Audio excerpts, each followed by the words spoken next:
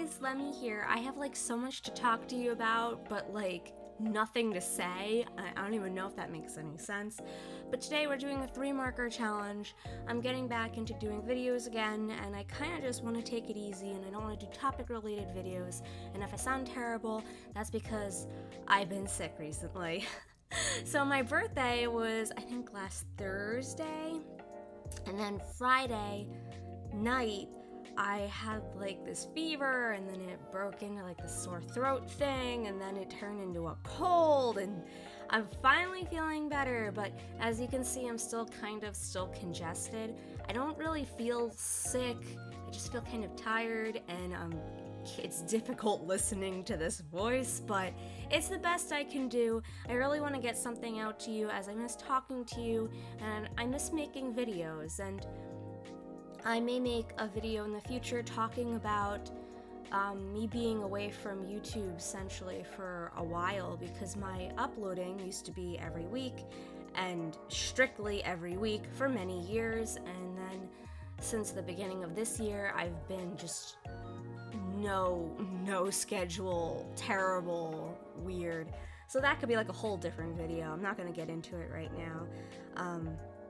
So the 3-marker challenge we're doing today, sorry, I had to kind of find my colors, or like I wrote down the colors that I have, is with RV000, which is pale purple, V99, which is aubergine, I hope I said that right, and then W10, which is just warm gray, number 10. These are all Copic markers, and they were randomly picked. Now, I will tell you that I randomly picked 3 before, but they were so like the same sort of color that I was like, okay, I can't do a 3-marker challenge if they all look like the same color, because then people are just gonna be like, you picked the same color, and I mean, like, it's not interesting for me, it's not interesting for you, so I did a double pick, and these were the 3 colors that came up. And actually, I was super psyched that these colors did come together, because, well, first I was really worried, because the first color I picked was warm gray 10, and I was like, you know what, this is great, it's kind of close to black, it's a warm color, it'll probably go with a lot of other colors, you know, it's neutral, we're doing good. But then the second color I picked was the desaturated darkish purple, that's like a purple brown, which is aubergine, and those were kind of very similar. One was like a little bit like lighter, and one was a little darker in value, and I was like, okay, well, this isn't good now. So I was starting to freak out around this point, because I needed a lighter color to kind of move these 2 darker colors around. And if I got a medium kind of color or like a dark color, then I would have really been like, okay, well, I can't do this either.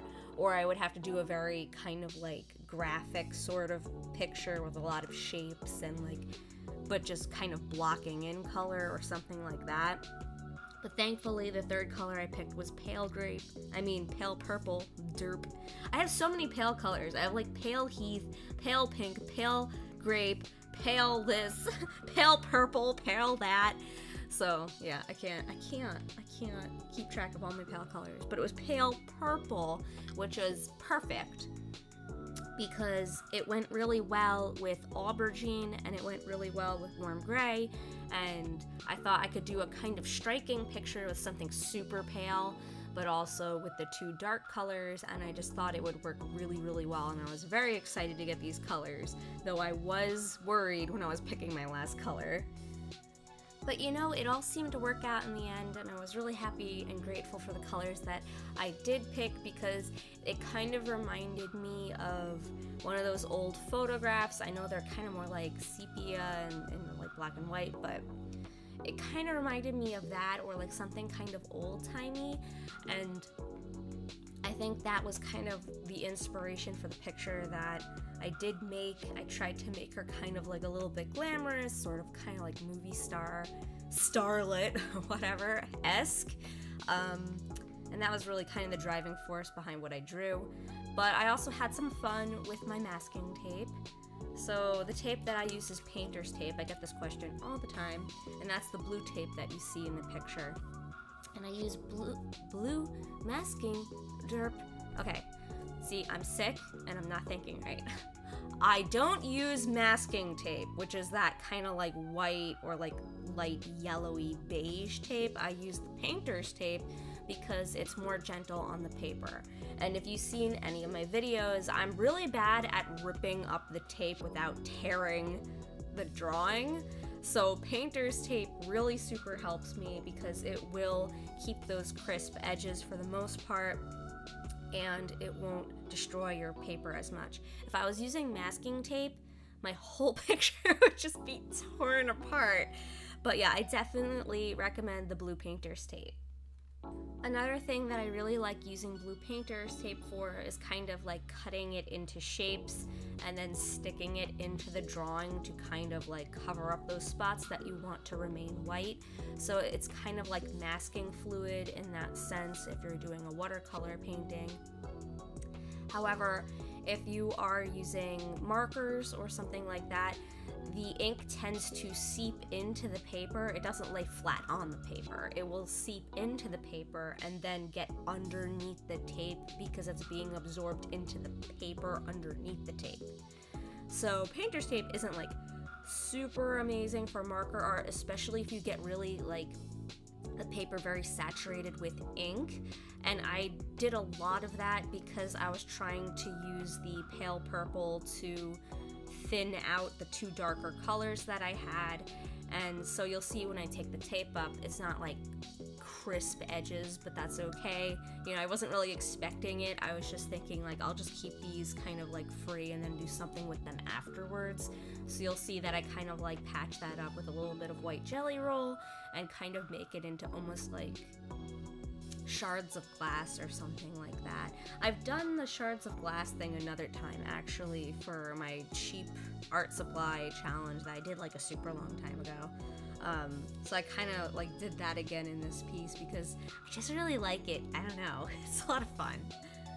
I did really like how this picture came out because it really has that old time sort of feel, but it's also kind of like, I don't know, some of those the old art that you see in like some of those paintings and stuff, but it's also like kind of got like this anime thing going on to it, sort of like a cartoony thing, so it's like very weird, but I really like this picture, and it took me very little time, and I'm starting to feel like lately I just kind of want to do a lot of art, but I don't want to be like tethered down to sitting in one spot for super long because the weather's starting to get really nice and it was a long winter.